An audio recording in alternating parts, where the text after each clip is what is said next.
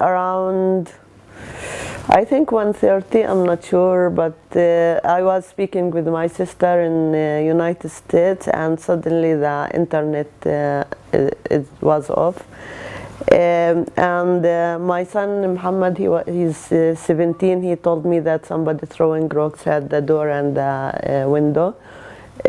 So when we went, there were soldiers, and they began to knock at the door. When we opened, there were many soldiers. I think around 30 maybe, or 40. They entered the house and immediately isolated me from my family. They kept my husband and my children in one room, and they kept me in the kitchen.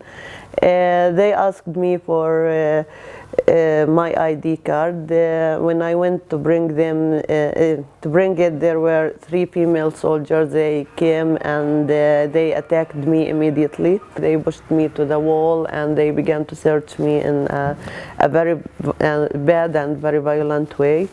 I didn't understand what's going on, and I was shouting, "What's going on? What are you doing?" And the commander told me, "You have, shut up, and we will do our work." At the end, I realized that, okay, if there are 3 female soldiers, so they are coming for me. It's not for my husband or one of my sons. In the house, there are 3 children: Samir 10, Rand 13, and Muhammad 17. My oldest, Osama, he was in Ramallah sleeping in his aunt's house. So the way they waking up children, they were sleeping, and they just waking up them and put them in one room. Then they bring me to the hall here, and I asked them to say goodbye to my children. My daughter, she was crying all the time. Samir, he was in a shock. He didn't say anything. He was sitting all the time. He didn't say anything. The room were full. Around 10 soldiers were in the room with them. So, and all of them, they have guns, and they covered their faces. When I went out and I saw how many soldiers are there, how many jeeps, it was full. I think maybe 10 or 13 jeeps were standing.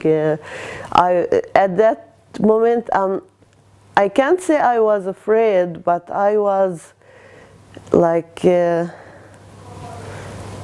confused. Okay, something serious is going on here. I have no idea, I have no clue what's going on, and I began to search in my mind, what is the awful thing I did? Immediately they handcuffed me, they blindfolded me. Show how they handcuffed you? It's like this, but because it's plastic, it was very tight and it was very painful. Then when they took me to this open area, they take me out of the jeep, and I felt that the soldier taking me away from the jeeps, and suddenly I could hear the sounds of the guns, and okay, what's going on? I didn't know. Okay, are they gonna shoot me here? They took me to another jeep where they searched me naked, and did medical tests for me to see my health. And they took me immediately to Benjamin.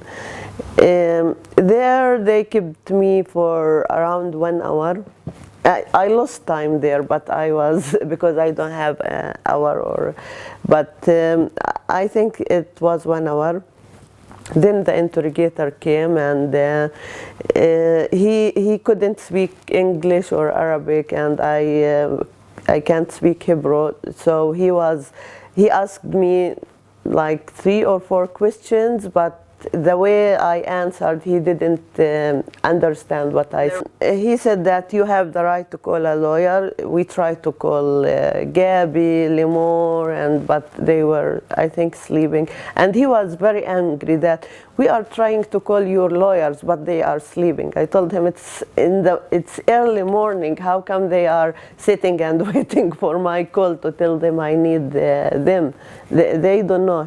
But he was so angry, and he said, okay, I'm sorry, I have to begin the interrogation because I can't wait anymore. He began to interrogate me about the first charge that I tried to attack a soldier in a checkpoint which I can't reach, and even I don't know where is it. And in the same time, I felt that that they are trying to steal my rights, like when he was angry because I asked for a lawyer, or when I used my rights of silence, or that even these rights they try to take it away. And I imagine that somebody who doesn't know the law, who doesn't know the Israeli law or his rights, or he gonna lose a lot by not knowing this, because they won't tell him, they won't help him, and they will do what it's good for them, not what good for him. Since 2 in the morning until 9 at night when I was in Hasharon, I didn't eat or drink or sleep. I was very hungry, I was very tired, I just want to relax. For 19 hours you didn't get food, and you asked for food. Yeah. And you weren't given any. And he said that he wasn't allowed to give you food. Yeah, that I will go inside in like half an hour and I can eat and drink. I reached Hasharon around 9. I desperately needed a shower. I took a shower. Of course, they gave me clothes and towels, the girls inside the jail. I took a shower. I ate dinner, and around 12, I went to sleep, and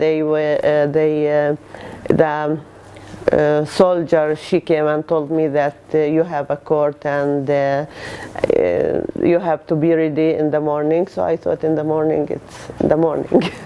And at 2 she came and waking me up saying, okay, get ready because we want to take you to the court. So the first night you didn't sleep, and the second night you slept for how long? I reached 12:30 to Hasharon. I took a shower, I had lunch, dinner. So around 1:20 I went to sleep, and at 2 she wakened me up to maybe 20 to 30 something, so nearly an hour. When they took me to the court, I thought that I already know my charges, because during the interrogation they told me about it. But when I was in the court, my lawyer began to questioning the general attorney,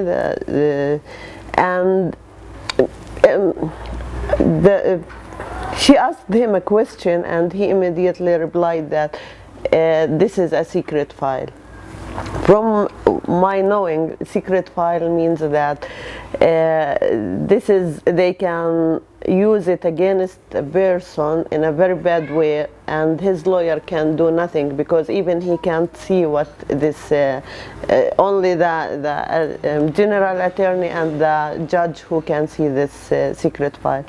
And I know it's a bad thing to have a secret file, because they can arrest person for nothing and put him under administrative detention for having a secret file.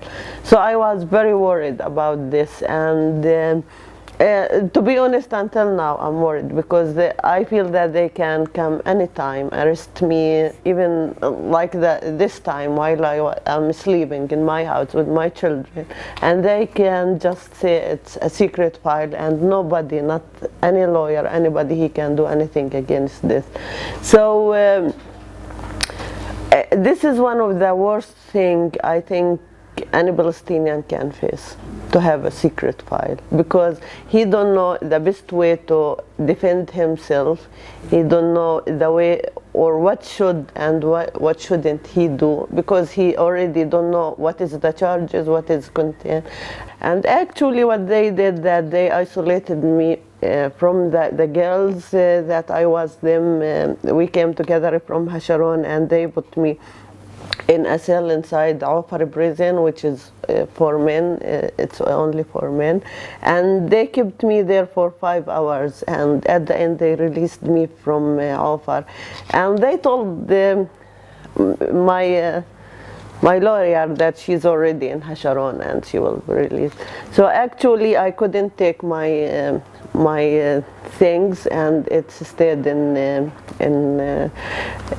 prison, and I don't know how can I get them, because even the receipt that they gave me, that with the number of the file that I have, they have my stuff, it's also still in jail, because they just suddenly came and told me, you have like half an hour to get ready to go to the court, and I didn't think that they're gonna release me, so I just barely changed my clothes and get ready and came back. So this paper it's still in the prison. I'm denied entry to Israel because I'm threatening for security reason before that, so for sure I won't be able. And actually I don't know how I have to bring this paper from inside the prison. They decided to release me. The judge said that no, the eternal journey general attorney sorry, said that because she accused a huge threat at the Israeli security, and if we released her, we know that she gonna do things against Israel, so we demand a high bail for her to. So the judge said it's 10,000. Of course I was what? I do nothing for paying 10,000. But after that after they released me, I knew that it was 4,000, not 10,000. But anyway, if I had the decision, or I was a person without children, somebody without children, I won't pay this money, because for simple reason, it's kind of paying the price for the weapon they are using to kill us. All these bills and all these fines that they are collecting from Palestinian, it goes to the Israeli military.